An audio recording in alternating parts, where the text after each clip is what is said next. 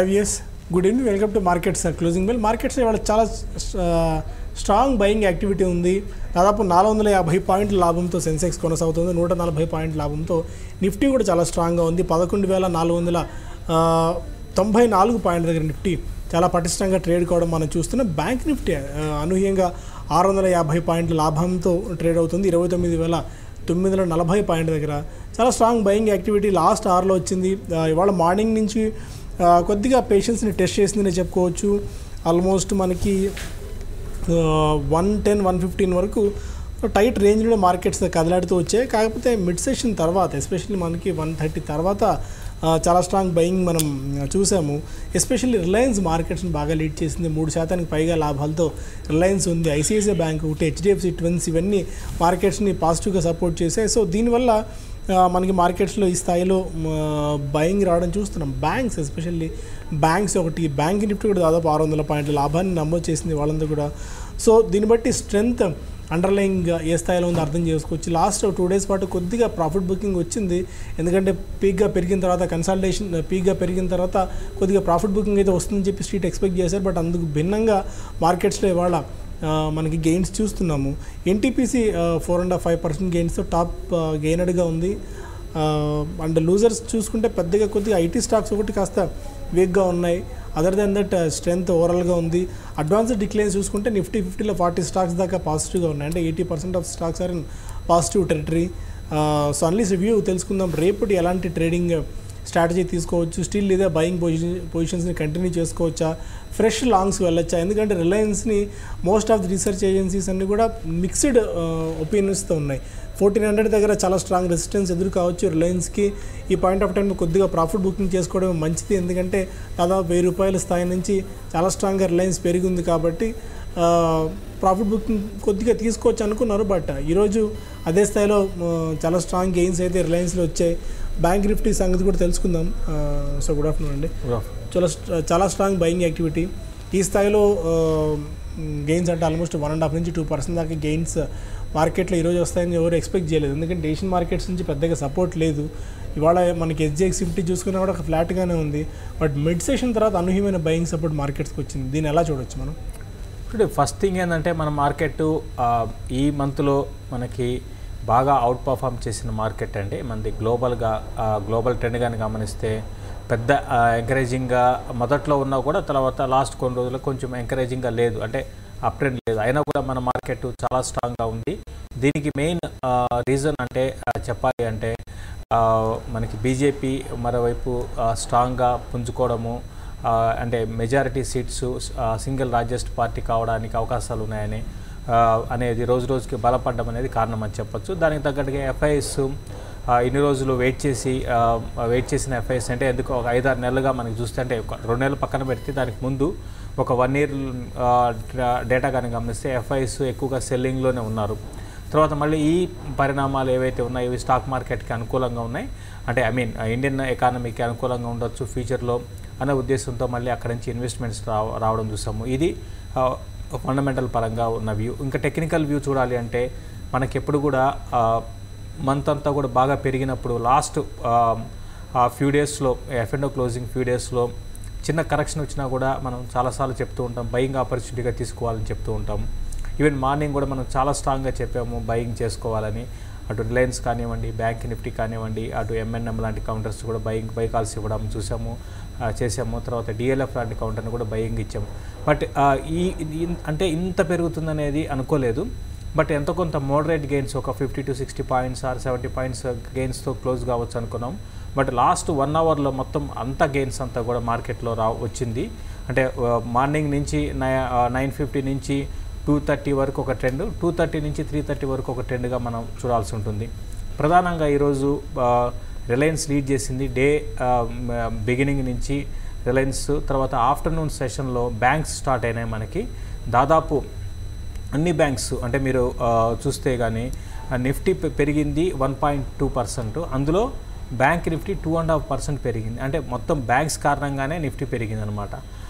ఆ విధంగా మనకి బ్యాంక్స్ ముందుకెళ్ళాయి ఈరోజు. దాదాపు అన్ని బ్యాంక్స్ 2% పైన, 3% పైన, SBI 3.5%, తర్వాత వెయిటేజ్ ఎక్కువ ఉన్న ICICI bank 3%, Yes bank 3%, Axis bank last half an అవర్లో ఒక 2% దాకా పెరిగింది, అంటే యావరేజ్ ఒక 1.2% దాకా ఉండొచ్చు.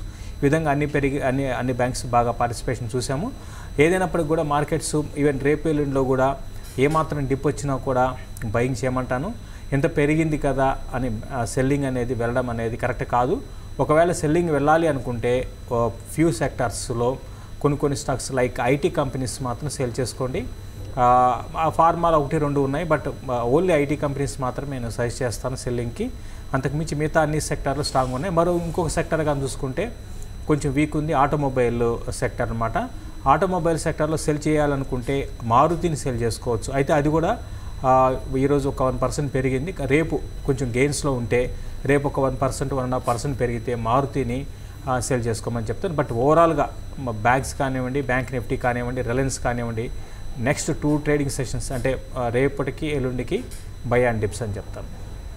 సో ఫైనల్గా క్లోజింగ్ మనం చూస్తే 130 పాయింట్స్ ప్లస్తో 11,483 దగ్గర మనకి నిఫ్టీ క్లోజ్ అయింది. 424 పాయింట్స్ ప్లస్లో 38,233 లెవెల్స్ దగ్గర మనకు సెన్సెక్స్ క్లోజ్ కావడం చూస్తున్నాం. 38,000 సెంటిమెంట్ మార్క్ పైన సెన్సెక్స్ క్లోజ్ అయింది అండ్ ఆల్మోస్ట్ 11,500 లెవెల్స్ వరకు నిఫ్టీ రావడం చూస్తున్నాం. బ్యాంక్ నిఫ్టీ ఇవాళ hero of the day 600 points ప్లస్లో 29,882 వరకు మళ్ళీ బ్యాంక్ నిఫ్టీ రావడం చూస్తున్నాం. ఈ లాస్ట్ 2 డేస్లో వచ్చిన లాస్ ఏవైతే ఉన్నాయో అవన్నీ ఆల్మోస్ట్ రికవర్ అయినట్టే చెప్పుకోవచ్చు. ఎక్సెప్ట్ అయితే మోస్ట్ ఆఫ్ ది స్టాక్స్ అన్ని కూడా, మోస్ట్ ఆఫ్ ది సెక్టార్స్ అన్ని కూడా ఇవాళ స్ట్రాంగ్ వికెట్, స్ట్రాంగ్ ఫుటింగ్ మీద ఉన్నాయి. కొన్ని మిడ్ అండ్ స్మాల్ క్యాప్ స్టాక్స్లో ఇవాళ చాలా స్ట్రాంగ్ బయింగ్ యాక్టివిటీ ఉంది, చాలా స్ట్రాంగ్ బయింగ్ సపోర్ట్ కూడా మనం చూసాం. For the matter GMR infra చాలా కాలం నుంచి 15-16 మ్యాక్సిమం 17 రూపీస్ మధ్య కొట్టుమిట్టాడుతూ వస్తున్న జిఎంఆర్ ఇన్ఫ్రాలో ఇవాళ ఏకంగా 15-16% ఆఫ్ జంప్. 1975 ఇవాళ డే హై దగ్గర ఇవాళ స్టాక్ క్లోజ్ అయింది. రూపా అండ్ కంపెనీ, ఇది కూడా one of the strong fundamentals ఉన్న కంపెనీ. ఈ మధ్యకాలంలో పీక్ నుంచి బాగా పడింది, బట్ ఏమాత్రం మార్కెట్ కొద్దిగా సపోర్ట్ ఇచ్చినా కూడా రూపా అండ్ కంపెనీ పెరుగుతూ వస్తుంది. అలాంటి స్టాక్ ఇవాళ 10% దాకా పెరిగి 360 దగ్గర ఆల్మోస్ట్ క్లోజ్ అయింది. హిందుస్థాన్ కన్స్ట్రక్షన్స్, ఇది కూడా చాలా కాలంగా, అంటే దీనికి డెడ్ బర్డెన్స్ ఇష్యూస్ అనేవి అయితే ఉన్నాయి హిందుస్థాన్ కన్స్ట్రక్షన్స్కి. అలాంటి స్టాక్ ఇవాళ 9% దాకా పెరిగింది. రిలయన్స్ క్యాపిటల్ 160 లెవెల్స్ దాకా వెళ్ళి అక్కడ ఒక మంచి సపోర్ట్ తీసుకున్న తర్వాత రిలయన్స్ క్యాపిటల్ కూడా పెరుగుతోస్తుంది. వాళ్ళకి 200 రూపీస్ మార్క్ని క్రాస్ చేసింది 9% జంప్తో. దిలీప్ బిల్డ్కాన్ ఒకటి, shipping corporation of India, dredging corporation, Reliance home finance లాంటి స్టాక్స్ అన్ని అబౌవ్ 5% వరకు క్లోజ్ అవ్వడం చూస్తున్నాం. జెట్ ఎయిర్వేస్ అయితే మేనేజ్మెంట్ నరేష్ గోయల్ ఆయన తప్పుకుంటున్నారు. సో మరికొంతమంది లెండర్స్ ముందుకు వచ్చి ఫైనాన్షియల్గా సపోర్ట్ చేయడానికి చూస్తున్నారు జెట్ ఎయిర్వేస్కి. సో దీనివల్ల జెట్ ఎయిర్వేస్ 5% ప్లస్లో 267 దగ్గర క్లోజ్ అవ్వడం కనిపిస్తుంది. పిడిలైట్ ఇండస్ట్రీస్ ఒకటి, దీవాన్ హౌసింగ్ లాంటి స్టాక్స్ కూడా పెరుగుతూ వస్తున్నాయి. మనం లార్జ్ క్యాప్ స్టాక్స్లో చూస్తే ఇవాళ పిడిలైట్ 5% దాకా పెరిగింది. ఇది కూడా కొద్ది కాలం పాటు ఒక టైట్ రేంజ్లో స్టకప్ అయి ఉండింది, బిలో 1200. ఇవాళ 1200 రూపీస్ మార్క్ని క్రాస్ చేసి 1235 దగ్గర ఉంది. కెనరా బ్యాంక్ ఒకటి, చోలా ఇన్వెస్ట్ ఒకటి, page industries, bank of India, state bank of India లాంటి స్టాక్స్ అని కూడా పిఎస్యూ మనకి స్పేస్లో ఇవాళ యాక్టివిటీ ఉంది. అండ్ ఒకటి జిఎంఆర్ ఇన్ఫ్రా, మీరు if I'm not wrong last week suggest చేశారు పొజిషనల్ కాల్స్ తీసుకోవచ్చని చెప్పి. మళ్ళీ 20 రూపీస్ మార్క్ దగ్గరికి వచ్చింది జిఎంఆర్. అంటే ఎవరైనా లాంగ్, అంటే హెవీ పొజిషన్స్ తీసుకుని ఉంటే, ఎందుకంటే చిన్న స్టాకే కాబట్టి కొద్ది గొప్ప ఇక్కడ ఏమైనా ప్రాఫిట్స్ బుక్ చేసుకోవచ్చా జిఎంఆర్లో.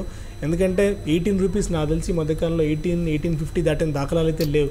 మెల్లగా 20 రూపీస్ మార్క్కి వచ్చింది. ఇక్కడ ఏమైనా కొద్ది గొప్ప ప్రాఫిట్ బుక్ చేసుకునే సమయమా? అవసరం లేదండి, హోల్డ్ చేయమని చెప్తాను. మనం గమనిస్తే లాస్ట్ బుల్ మార్కెట్లో దాదాపు చాలా స్టాక్స్ మనకి బాగా పెరిగిన సందర్భాలు చూసాం. బట్ జిఎంఆర్ ఒక రేంజ్ దాటి పెరిగేది కాదు. లాస్ట్ ఒక 4-5 ఏళ్ళుగా మనం చూస్తుంటే జిఎంఆర్లో ఎటువంటి పెద్ద అప్ ట్రెండ్ అనేది లేదు. అయితే ఈసారి బుల్ మార్కెట్లో ఎన్నుకోవడం జిఎంఆర్ బాగా పెరిగే అవకాశాలు కనపడుతున్నాయి. షార్ట్ టర్మ్ అన్ని రెసిస్టెన్స్లు కూడా దాటి ముందుకు వెళ్ళే అవకాశాలు చాలా స్పష్టంగా ఉన్నాయి. కాబట్టి దీన్ని ఎవరి డిప్లో కూడా బయింగ్ అని చెప్తాను. లాస్ట్ వీక్ మనం గురువారం రోజు దీన్ని రికమెండ్ చేసిన లాస్ట్ వీక్ స్టార్టింగ్లో మనం ఈ స్టాక్ని రికమెండ్ చేసాము. అప్పుడు 16.5-17 రూపీస్ దాకా ఉండేది. 19 నుంచి 20 దాకా వెళ్ళొచ్చు అనుకున్నాము. అయితే అది వితిన్ డేస్లోనే మనకి టార్గెట్ అచీవ్ అయింది. ఈవెన్ నిన్నటికి రోజు కానీ చూసుకుంటే నిన్న 19 రూపీస్ కాల్ 5 పైసలో ట్రేడ్ అయింది. ఈరోజు కానీ చూసుకుంటే 1 రూపీస్ 5 పైసా అనమాట. అంటే ఎన్ని రెట్లు పెరిగిందో మనం అర్థం చేసుకోవచ్చు. ఇంకా నేను అనుకోవడం ఇది నెక్స్ట్ టార్గెట్ 22 రూపీస్ దాకా పెరిగే అవకాశాలు ఉన్నాయి. ఒకటి స్టాక్ మార్కెట్లో ఎప్పుడు కూడా ఏంటంటే ఒక బుల్ మార్కెట్లో పెరిగిన స్టాక్స్ మళ్ళీ బుల్ మార్కెట్లో పెరుగుతాయితే మనం అనుకోలేం. ఫర్ ఎగ్జాంపుల్ మనకి ఈ ఎలక్ట్రోడ్స్ అండ్ గ్రాఫైట్ స్టాక్స్ అన్ని కూడా చూసుకుంటే రీసెంట్గా మార్కెట్ నిఫ్టీ 1000 పాయింట్లు పెరిగింది, అన్ని స్టాక్స్ పడిన స్టాక్స్ అన్నీ పెరిగాయి. బట్ ఈ గ్రాఫైట్ రిలేటెడ్ స్టాక్స్ మాత్రం ఏమాత్రం పెరగలేదు, ప్లస్ 52 వీక్ లోకి దగ్గరే ఉన్నాయి. మళ్ళీ రేపు ఒక 100-150 పాయింట్లు పడితే అవి ముందుంటాయి పడడానికి. కాబట్టి మనం కొత్త సెక్టార్లని కొత్త స్టాక్స్ని సెలెక్ట్ చేసుకోవాల్సి ఉంటుంది. అందులో భాగంగా జీమాని కూడా నేను చెప్పడం జరిగింది. దీంతోపాటు ఎన్బిఎఫ్సిలో ఈ మన ఎటువంటి స్టాక్స్ లైక్ ఎడిల్ వైజ్ కాకుండా ఈ మన గోల్డ్ రిలేటెడ్ మన్నపురం ఫైనాన్స్ ఇటువంటి స్టాక్స్ నెక్స్ట్ బుల్ మార్కెట్లో బాగా పార్టిసిపేట్ చేసే అవకాశాలు ఉంటాయి. అటువంటి వాటిలో పొజిషన్స్ తీసుకోమని చెప్తాను, ఇన్వెస్ట్మెంట్ పరంగా చెప్తున్నాను. డిఎల్ఎఫ్ కూడా మనం ఇదే వేదిక ద్వారా గతంలో డిస్కస్ చేసుకున్నాం ఒకసారి. ఎందుకంటే most of the real estate companies real estate pack అంతా చాలా స్ట్రాంగ్గా ఉంది. వాటన్నింటిలో డిఎల్ఎఫ్ ఒకటే కొద్ది కాలం క్రితం వరకు పెద్దగా పర్ఫామ్ చేయలేదు, అండర్ పర్ఫార్మర్గా ఉండింది. బట్ డిఎల్ఎఫ్ కూడా మెల్లిగా పుంజుకోవడం మొదలుపెట్టింది. కొద్దిగా రీసెంట్ హైయర్ హైస్ని ఫామ్ అవుతూ వస్తుంది. స్టాక్ 160-170 రూపీస్ లెవెల్స్ నుంచి మెల్లగా 200 దగ్గరికి వస్తుంది. వాళ్ళ చాలా స్ట్రాంగ్ వాల్యూమ్స్ సహా డిఎల్ఎఫ్లో స్పాట్ వచ్చింది. ఇది అంతవరకు డిఎల్ఎఫ్లో ఇంకా గెయిన్స్ మనం ఎక్స్పెక్ట్ చేయవచ్చు. ఎన్ని టార్గెట్ లెవెల్స్ ఈ పాయింట్లో కనిపిస్తున్నాయి, ఎందుకంటే 197 ఆల్మోస్ట్ ఇవాళ క్లోజ్ అయింది. డిఎల్ఎఫ్ కూడా ఇది కూడా 3 ఏళ్ల నుంచి కూడా ఇన్వెస్టర్స్ 3 ఏళ్ళు కాదండి, ఒక 5-6 ఏళ్ళుగా ఇన్వెస్టర్స్కి బాగా డిసప్పాయింట్మెంట్ చేసి నిరుత్సాహపరిచిన స్టాక్ అని చెప్పొచ్చు. అంటే ఓవరాల్ రియల్ ఎస్టేట్ ప్యాక్లో మనకి కొన్ని స్టాక్స్ మాత్రమే కంటిన్యూస్గా అప్ ట్రెండ్ ఉన్నాయి ఈ స్టాక్స్లో. అంటే లైక్ గోద్రేజ్ ప్రాపర్టీస్ లాంటివి తప్ప 1-2 తప్ప మిగతా అన్ని స్టాక్స్ కూడా పెరగడము, ఏదో ఒక టైంలో మళ్ళీ ట్రెండ్ రివర్స్ కావడం చూస్తున్నాము. ఇదైతే అసలు మనకి డిఎల్ఎఫ్ విషయానికి వస్తే లాస్ట్ ఒక మనకి 5 ఇయర్స్లో కూడా చూసుకుంటే పెద్దగా ఇది 5 ఇయర్స్లో ఒక్కసారి 260 ఆ లెవెల్ దాకా వచ్చిందండి. తర్వాత అక్కడి నుంచి కూడా పడుతూనే ఉంది. కాబట్టి ఈసారి 260 లెవెల్స్ని క్రాస్ చేసే అవకాశాలు ఉన్నాయి. అయితే ఇంకోటి దీనికి పొలిటికల్ కూడా చూడాల్సి ఉంటుందండి. అటువంటి ప్రాబ్లమ్స్ డిఎల్ఎఫ్ మీద ఉండొచ్చు.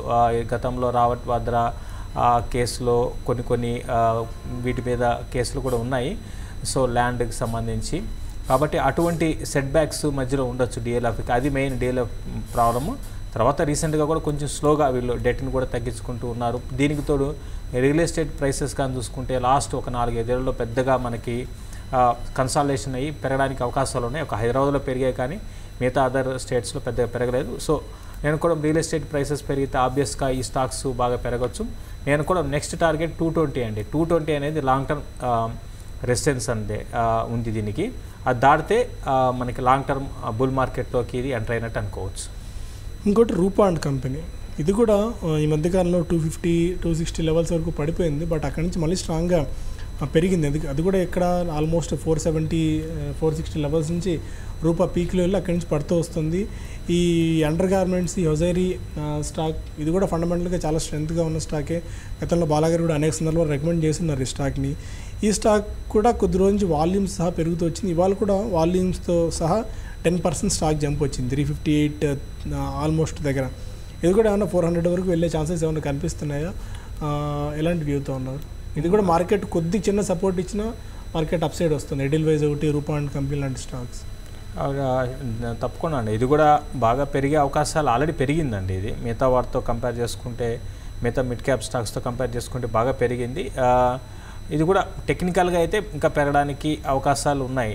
ఈ అండర్వేర్ గార్మెంట్స్లో మనం చూసుకుంటే ఇది లీడర్ అని చెప్పొచ్చు. అయితే ఒకప్పటికి ఇప్పటికి బిజినెస్ పరంగా చాలా స్ట్రాంగ్ మనకి అంటే టర్న్ ఓవర్ పరంగా బాగా నమోదు చేసుకుంటుంది. అయితే మార్జిన్స్ ఒకటి ఇంప్రూవ్ కావాల్సి ఉందండి. మార్జిన్స్ ఫ్లాట్ మార్జిన్స్, అంటే flat margins in the sense అటు రెవెన్యూస్ పరంగా పెరుగుతూ వచ్చే కానీ దానికి అనుగుణంగా మార్జిన్స్ పెరగలేదు, అదొకటి గమనించాలి. వన్స్ మార్జిన్స్ ఇంప్రూవ్ అయితే ఈ స్టాక్లో మరింత పెరగచ్చు, అది ఫండమెంటల్ వ్యూ. బట్ టెక్నికల్గా నేను కూడా 420 దాకా ఇది స్టాకు షార్ట్ టర్మ్ పెరగచ్చు. బట్ దీంట్లో మరీ అంత నేను బులిష్ అయితే, అంటే ప్యూర్ ఇన్వెస్ట్మెంట్ చేసి మర్చిపోయే స్టాక్ అయితే కాదండి. ఇది మధ్యలో రివ్యూ చేసుకోవాలి ఈ స్టాక్లో. సో అది కాకుండా ఈరోజు ఎన్ని ట్రేడింగ్ యాక్టివిటీ మీరు బాగా గమనించిన స్టాక్స్ ఏమైనా ఉన్నాయా? రేపటి కోసం ఏమన్నా ఫ్రెష్గా అటెంప్ట్ చేసే స్పెసిఫిక్ స్టాక్స్ ఏమైనా ఉన్నాయి ఇండెక్స్ కాకుండా? ఇండెక్స్ కాకుండా రేపటి రోజు అంటే దాదాపు అన్ని స్టాక్స్ బాగా పెరిగాయండి. కాబట్టి రేపటి రోజు బ్యాంక్సే ఇంకా ముందుకు వెళ్ళే అవకాశాలు ఉన్నాయి. బ్యాంక్స్ని బై చేసుకోవచ్చు. తర్వాత ఎల్ఎన్టీ ఒకటి వీక్గా క్లోజ్ అయింది, బట్ రేపు మళ్ళీ ఎల్ఎన్టీ బౌన్స్ బ్యాక్ అయ్యే అవకాశాలు ఉన్నాయి. కాబట్టి రేపు ఏమాత్రం కొంచెం డిప్ వచ్చినా కూడా ఎల్ఎన్టీ స్టాక్ని బై చేసుకోవచ్చు. ఇంకా సెల్లింగ్ వెళ్ళాలి అనుకుంటే ఒకవేళ రేపు జీ ఎంటర్టైన్మెంట్ కొంచెం పాజిటివ్లో ఓపెన్ అయితే దాన్ని సెల్ చేసుకోమని చెప్తానండి ఇంట్రాడే కోసము. ఈవెన్ పొజిషనల్ ట్రేడర్స్ కూడా జీ ఎంటర్టైన్మెంట్ సెల్ చేయమంటాను. తర్వాత ఐటీ కంపెనీస్ని లైక్ టీసీఎస్ని పొజిషనల్ ట్రేడర్స్ సెల్లింగ్ పొజిషన్స్ని హోల్డ్ చేసుకోవచ్చు హయ్యర్ లెవెల్స్లో సెల్ చేసి.